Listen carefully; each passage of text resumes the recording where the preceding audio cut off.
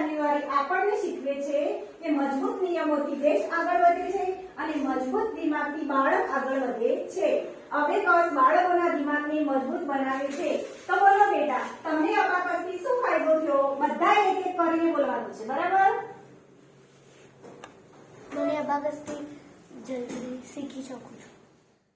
અબાકસથી મારું કોન્સન્ટ્રેશન વધે છે. હું મેન્ટલ મેથ્સ કેલ્ક્યુલેશન કરી શકું છું. મને અબાકસમાં મજા આવે છે. મને અબાકસમાં મજા આવે છે. હું પોતે નિર્ણય લઈ શકું છું. મને અભ્યાસમાં મજા આવે છે. સમયસર પેપર પૂરું થઈ જાય છે. મારું બ્રેન ડેવલપ રહે છે. મારું ધ્યાન ભટકતું નથી. મને ગણિત સરળ લાગે છે. અબાકસથી હું ઝડપથી જવાબ આપી શકું છું. અબાકસથી ગણિત સરળ લાગે છે. મારી યાદશક્તિ વધી છે. અબાકસથી દિમાગ તેજ થાય છે. હું ઝડપી ગણતરી કરી શકું છું.